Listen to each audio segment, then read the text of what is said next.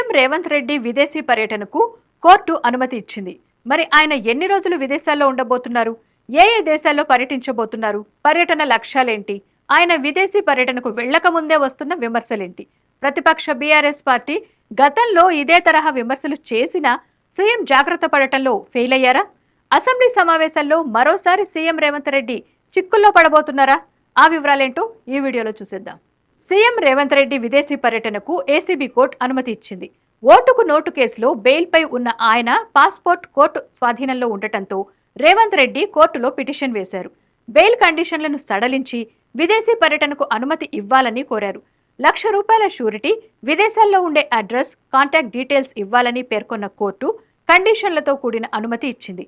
ఈ నెల 17 నుంచి సెప్టెంబర్ 10 వరకు తన పర్యటన ఉందని సీఎం రేవంత్ రెడ్డి చెప్పడంతో ఆయన పాస్పోర్ట్ను మళ్లీ సెప్టెంబర్ 18 లోపు తిరిగి అప్పగిస్తానని అఫిడవిట్ సమర్పించాలని ఏసీబీ కోర్టు ఆదేశించింది. CM Revanth Reddy UK, US, Germany, China దేశాల్లో పర్యటించబోతున్నారు.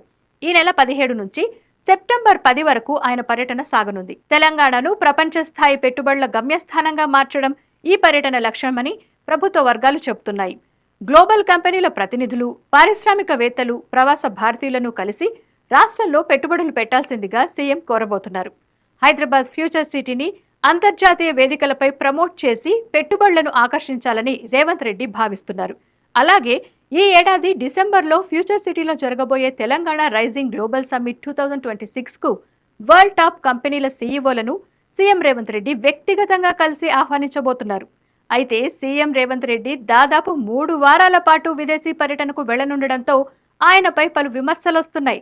రాష్ట్రానికి పెట్టుబడులను తీసుకురావాలన్న ఆలోచన మంచిదే అయినప్పటికీ సుదీర్ఘకాలం సీఎం విదేశాల్లోనే ఉంటే ఇక్కడ రాష్ట్రంలో పాలన గాడి తప్పుతుందని రాజకీయ విశ్లేషకులు అభిప్రాయపడుతున్నారు. దీని మూలంగా మరోసారి ప్రతిపక్షానికి స్వయంగా సీఎం రేవంత్ రెడ్డి అస్త్రాలు అందించినట్టవుతుందని అభిప్రాయపడుతున్నారు. గతంలోనూ ఇలాంటి విమర్శలు ఎదురైనా సీఎం జాగ్రత్త పడలేదంటున్నారు. ఈసారి ఆయన విదేశీ పర్యటనలు పూర్తి చేసుకుని వచ్చిన వెంటనే సెప్టెంబర్ 3వ వారంలో అసెంబ్లీ సమావేశాలు ఉండే అవకాశం ఉంది. ఈ క్రమంలో అసెంబ్లీలో ఆయన విదేశీ పర్యటనలపై ప్రతిపక్షం ఇరుకున పెట్టేందుకు ప్రయత్నిస్తుంది. దీనికి కాంగ్రెస్ ప్రభుత్వం ఎలా ఎదుర్కోబోతుందనేది చూడాలి.